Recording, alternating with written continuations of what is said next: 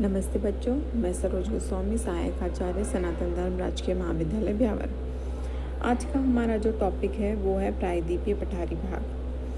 हमने हिमालय के बारे में तथा उत्तर के विशाल मैदान के बारे में अध्ययन कर लिया। अब हमारा तीसरा जो बिंदु है वो है प्रायद्वीपीय पठारी भाग। यह अति प्राचीन भूभाग है जिसका विस्तार 16 लाख पर किलोमीटर क्षेत्र पर है। इसकी आकृति अगर आप देखो तो इसकी आकृति देखने में एक त्रिभुजाकार त्रिभुज के रूप में दिखाई देती है, जो कि जिसका आधार उत्तर में तथा शीर्ष दक्षिण में दिखाई पड़ता है। यह उत्तर में विशाल मैदान तथा शेष तीनों दिशाओं से समुद्र से घिरा हुआ है। यहाँ पर आपके ये उत्तर का विशाल मैदान है यहाँ पे, और यहाँ पर आपके ये तीनों तरफ से समुद्र से घिरा हुआ है। यह देश का सबसे बड़ा भौतिक प्रदेश है तथा इसे गोंडवाना लैंड का हिस्सा भी कहा जाता है। इस पठार पर अनेक पर्वत मिलते हैं जो निरंतर लाखों वर्षों से मौसम क्रिया से प्रभावित हो गए हैं। ये कई छोटे छोटे पठारों में विभाजित हो गए हैं। यहाँ पर तंग तथा चौड़ी नदी घाटियाँ भी विद्यमान हैं। इस प्रकार अनेक धरातलीय विविधताओं से ये जो प्रायद्वीपीय पठारी भाग है वो भरा हुआ है। समुद्र तल से इसकी औसत ऊंचाई 600 मीटर है।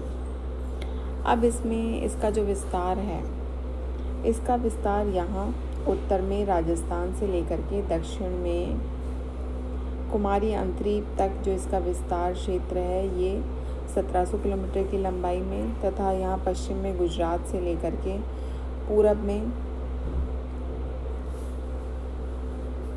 में पश्चिम बंगाल तक के राजमहल की जो पहाड़ियाँ हैं इसकी चौड़ाई 1400 किलोमीटर है। इसके अंतर्गत दक्षिणी पूर्वी राजस्थान,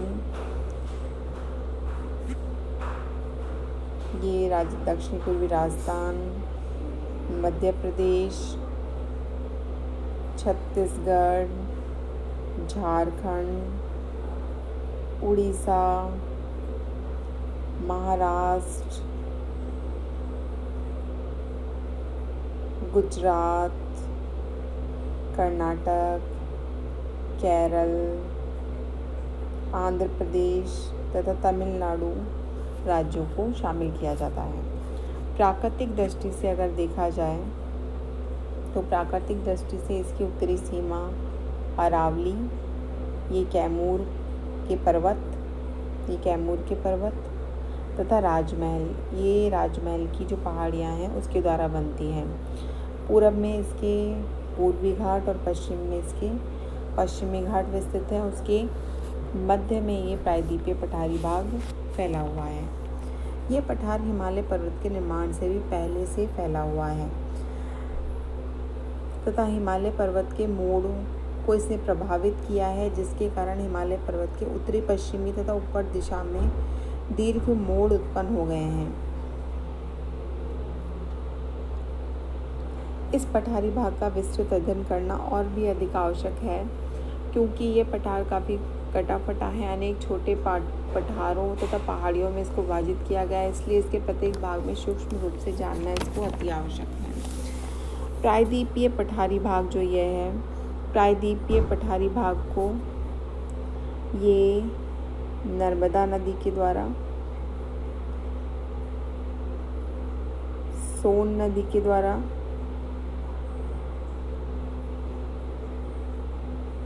छोटे छोटे पठारों के रूप में इसको शामिल कर दिया गया है।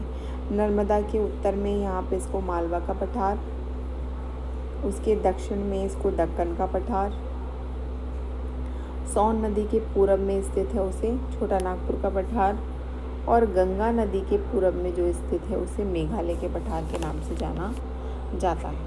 तो इसमें सर्वप्रथम जो है इस तरह से ये पठारों के रूप में है।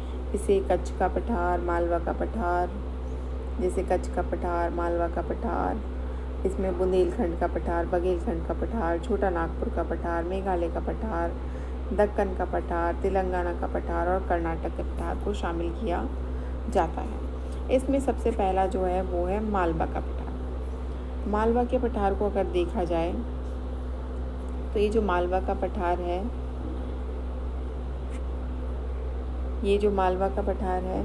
ये मालवा का पठार नर्मदा नदी के उत्तरी दिशा में फैला हुआ है। प्रमुखतः से ये आपके मध्य प्रदेश के उत्तर पश्चिमी भाग में ये फैला हुआ है। तो इस प्रकार से ये आपके यहाँ पे मालवा का ये जो है पठार, ये मालवा का पठार है। ये जो मालवा का पठार है वो इस प्रकार से, मालवा का ये जो पठारी भाग है ये लावे से निर्मित है, काली मिट्टी का बना हुआ मैदानी क्षेत्र है। इसका ढाल गंगा घाटी की ओर, इसका ढाल इस तरह से गंगा घाटी की ओर है।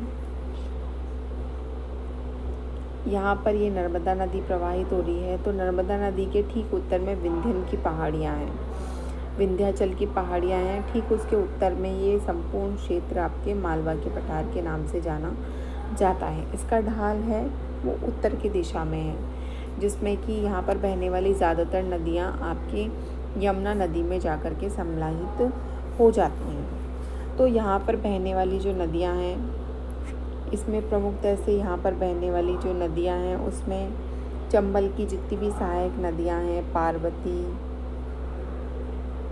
तथा बेतवा, कैन,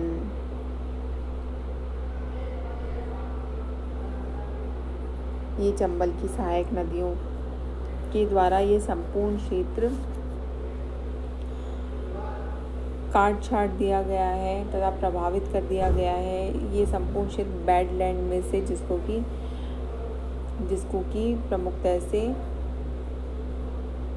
नदियों के द्वारा जो प्रभावित किया गया है, तो इसे बीहड़ के नाम से भी जाना जाता है।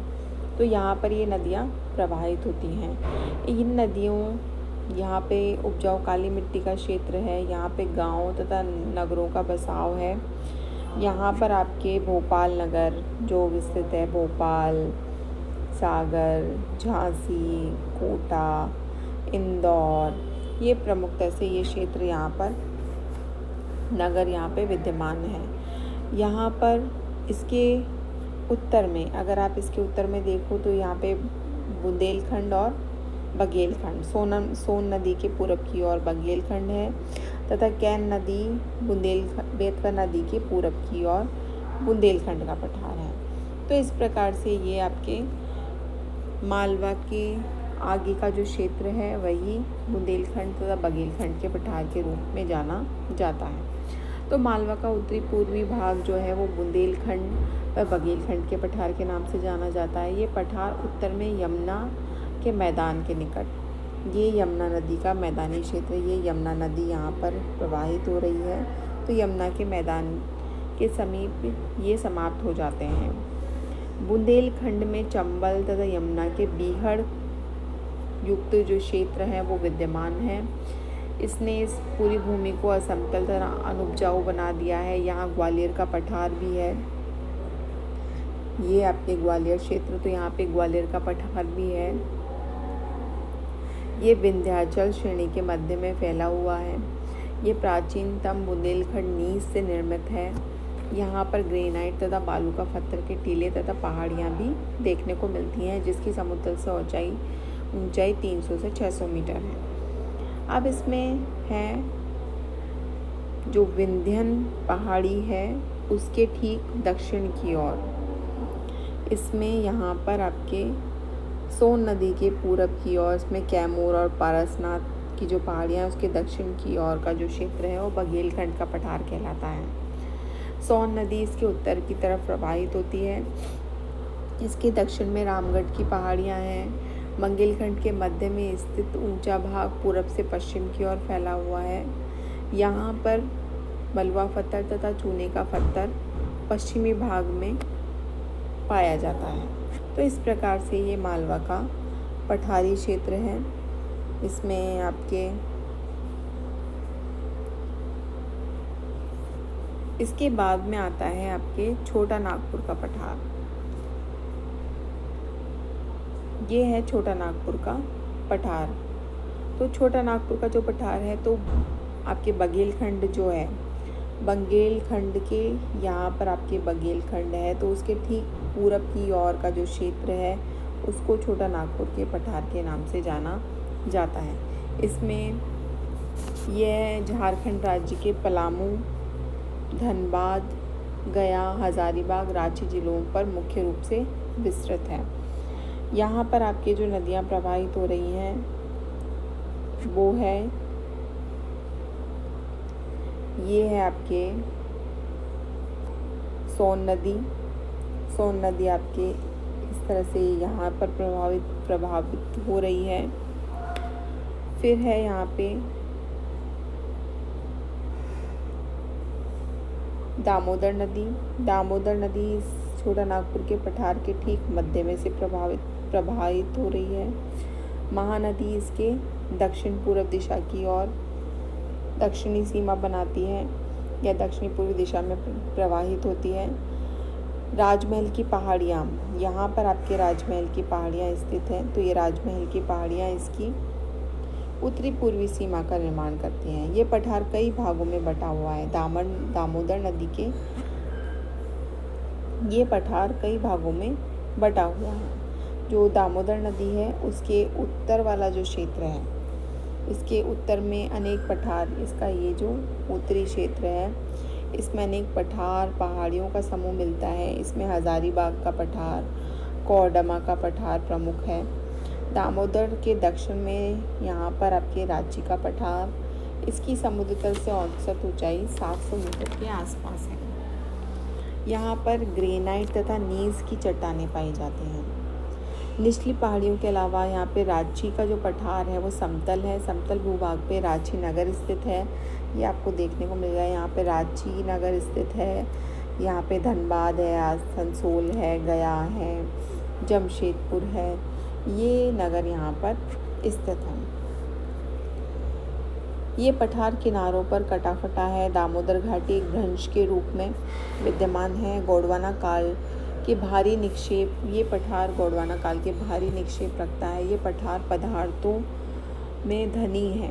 यहाँ पर कई खनिज पाए जाते हैं। बॉक्साइट, अभ्रक, कोयला भारी मात्रा में पाया जाता है। इसके अलावा क्रोमाइट, चिकनी मिट्टी, टंगस्टन, चूना पत्थर, फेल्सपार, क्वार्टजाइट, इमारती पत्थर, तांबा भी यहाँ पर पाया जाता है। तो ये यहाँ पर वन संपदा भी बहुत विद्यमान है। यहाँ साल, सागवान, जामुन, शीशम, हल्दू, सेमू, बांस के वृक्षों की प्रधानता है। तो इस प्रकार से ये आपके छोटा नागपुर का पठार है जो कि प्रायद्वीप के ठीक उत्तर में विस्तृत है। इसके बाद में आता है मेघालय का पठार। जो मेघालय का पठार है वो मेघालय स्टेट में स्थित है। यहाँ पर आपके ये जो पहाड़ियाँ आपको 12, 13, 14 नंबर दिखाई दे रही, गारो, खासी, जैंतिया, ये मेकर की पहाड़ियाँ। तो इस प्रकार से ये मेघालय के पठार के ठीक उत्तर की तरफ आपके ब्रह्मपुत्र नदी प्रवाहित हो रही है और इसका जो उत्तरी ढाल है वो काफ़ी खड़ा है और दक्षिणी ढाल इसका बहुत ही धीमा है। यहाँ पर आपके यहाँ पर चेरापूंजी, यहाँ पर आपके चेरापूंजी नामक स्थान भी स्थित है। ये इस प्रकार से आपके ये मेघालय का पठार है। यहाँ गारो, खासी, जैंतिया, मेकर की पहाड़ियाँ हैं। तो ये मेघालय का पठार है। ब्रह्मपुत्र नदी इसके उत्तर की ओर प्रवाहित हो रही है। यहाँ पर चेरापूंजी नामक स्थान है जहाँ पर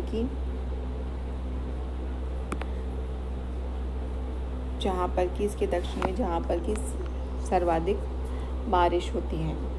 तो इस प्रकार से आपके ये संपूर्ण मेघालय का पठारी क्षेत्र है। इसके बाद में जो प्रायद्वीपीय पठार है उसका जो मुख्य भाग है वो है दक्कन का पठार। दक्कन का पठार अगर आप देखो तो ये दक्कन का पठार, इसे महाराष्ट्र के पठार के नाम से भी जाना जाता है क्योंकि ये ज़्यादातर आपके महाराष्ट्र के भूभाग में फैला हुआ है। यहाँ दक्कन के पठार में क्रिटेशियस काल में ज्वालामुखी विस्फोट होने से ज्वालामुखी के दरारी उद्भेदन के कारण ये पठार का निर्माण हुआ। ये संपूर्ण पठार 5 लाख वर्ग किलोमीटर क्षेत्र में फैला हुआ है। ये आपके मध्य प्रदेश में, छत्तीसगढ़ में, महाराष्ट्र में, गुजरात में, कर्नाटक में, आंध्र प्रदेश में प्रमुखतः से ये फैला हुआ है। ये पूर्व में अमरकंटक और सरगुजा तक, पश्चिम में कच्छ तक। ये यहाँ पर आपके अमरकंटक से पश्चिम में कच्छ तक तथा दक्षिण में बेलगांव से लेकर के दक्षिण पूर्व में राजमहेंद्री तक ये फैला हुआ है। ताप्ती नदी इसकी उत्तरी सीमा का निर्माण करती है। यहाँ पर नर्मदा और ताप्ती नदी प्रवाहित होती है, तो ये ताप्ती नदी इसकी उत्तरी सीमा का निर्माण करती है। इसके पश्चिम में आपके पश्चिमी घाट पाए जाते हैं। ये जो पठार है वो बेसाल्ट चट्टानों से बना हुआ है। यहाँ पर लावा की जो गहराई है वो पश्चिम से पूरब की तरफ कम होती जाती है। पश्चिम में लावा की गहराई ज़्यादा है, जैसे जैसे पूर्वी भाग की तरफ जाएंगे वैसे वैसे लावा की गहराई कम होती जाती है, क्योंकि जो दरारी उद्भेदन हुआ था वो पश्चिमी भाग में हुआ था। वहाँ से लावा बहता हुआ पूर्व भाग की ओर जमा हुआ, जिसके कारण कि पश्चिम भाग में लावे की मोटाई ज़्यादा जबकि पूर्वी भाग में कम है। यहाँ पर आप देखो तो यहाँ पे कच्छ के जो भाग हैं वहाँ पर अगर लावे की गहराई देखी जाए तो 760 मीटर गहराई तक लावा पाया जाता है। और नागपुर जो क्षेत्र है ये नागपुर तक ये केवल 15 मीटर ही रह जाता है। या फिर जबलपुर तक, ये जबलपुर वाला जो क्षेत्र है यहाँ पर 6 से 8 मीटर तक ही इसकी गहराई रह जाती है, क्योंकि पूरब से पश्चिम की तरफ इसकी गहराई कम होती जाती है। इसका ढाल उत्तर पश्चिम से, इस पठारी भाग का ढाल उत्तर पश्चिम से दक्षिण पूरब की ओर है। यहाँ पर गोदावरी नदी, कृष्णा नदी, कावेरी नदियाँ प्रवाहित हो रही हैं। यह जो पठारी क्षेत्र है कठोर परिवर्तित धारवार चट्टानों से बना हुआ है। आग्नेय चट्टान है, बलुआ पत्थर है, चूने की चट्टानें हैं, कोयला गोंडवाना काल की चट्टानें प्रमुख हैं। और ये यहाँ पर खनिज पदार्थ भी बहुत ज़्यादा पाए जाते हैं। लोहा, मैग्नीज, सोना, अभ्रक, मैग्नेसाइट, बॉक्साइट आदि खनिज पदार्थ यहाँ पाए जाते हैं। इसके बाद में है आपके ये दक्कन का पठार है। इसका ये वाला जो क्षेत्र है इसे तेलंगाना के पठार के नाम से भी जाना जाता है। इसमें आपको अगर आप देखो तो ये दक्कन के पठार के पूर्वी भाग में तेलंगाना का पठार, जो कि ज़्यादातर कर्नाटक के पूर्वी तथा आंध्र प्रदेश के उत्तरी क्षेत्र के अंदर फैला हुआ है। गोदावरी नदी ने इस पठार के 2 हिस्से कर दिए हैं। उत्तरी भाग पहाड़ी विशेषता वाला, जहाँ पर वर्धा नदी है, और दक्षिणी भाग पर मैदानी क्षेत्र हैं जिन पर सिंचाई के लिए तालाब बनाने के लिए उपयुक्त भूमि है। यहाँ पर जो नगर विद्यमान है वो है हैदराबाद और सिकंदराबाद। इसके बाद में आता है आपके कर्नाटक का पठार। इसमें आप ये तेलंगाना का पठार है, और आप ये देखो तो गोदावरी नदी, ये जो नदी प्रवाहित हो रही है गोदावरी नदी, ये इसको 2 भागों में बांटती है। उत्तरी भाग पहाड़ी और दक्षिणी भाग मैदानी है। अब इसमें जो कर्नाटक का जो पठार है, दक्कन का पठार, कर्नाटक का जो पठार है यह 600 मीटर ऊंचाई की समोच्च रेखा इसको 2 भागों में बांटती है। उत्तरी भाग में अगर आप देखो तो उत्तरी भाग में इसके अंदर ये कृष्णा नदी प्रवाहित हो रही है, और यहाँ पे कृष्णा और तुंगभद्रा नदियाँ प्रवाहित हो रही हैं। घाटप्रभा, मालप्रभा नदियाँ भी इसमें प्रवाहित हो रही है। दक्षिणी भाग, इसका जो दक्षिणी भाग है,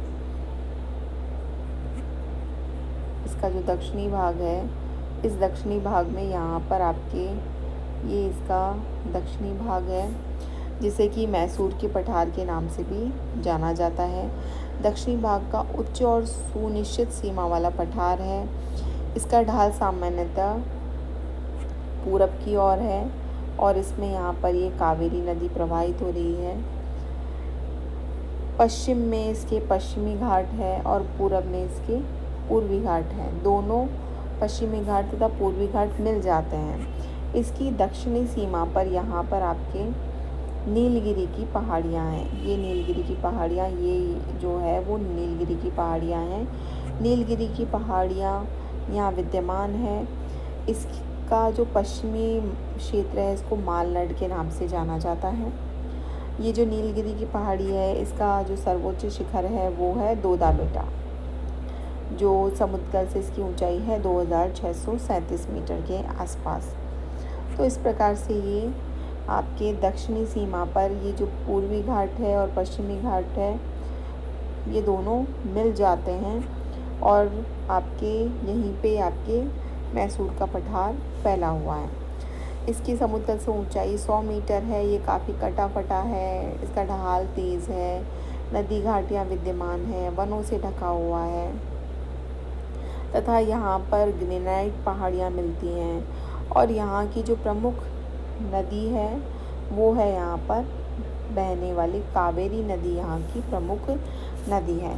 तो इस प्रकार ये आपके दक्कन का जो पठारी क्षेत्र था या जो पठारी भूभाग था, जिसको कि अलग अलग नदियों के द्वारा विभाजित करने के कारण अलग अलग पठारों का नाम दे दिया गया।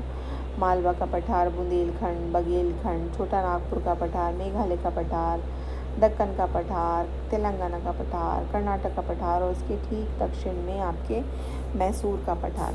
तो इस प्रकार से ये प्रायद्वीपीय जो भाग है इसको अलग अलग पठारों में बांटा गया। कल हम यहाँ पर इस प्रायद्वीपीय पठारी भाग पर विद्यमान जितनी भी पर्वत श्रृंखलाएँ हैं हम उनका अध्ययन करेंगे। यहाँ पर जो पर्वत श्रृंखलाएँ हैं वो हैं विंध्याचल, ये आपके अरावली, विंध्याचल, सतपुड़ा, इसके बाद में आपके राजमहल की पहाड़ियाँ हैं, पश्चिमी घाट है, पूर्वी घाट है। उनका अध्ययन हम मेरे नेक्स्ट वीडियो में मैं उसके बारे में बताऊँगी।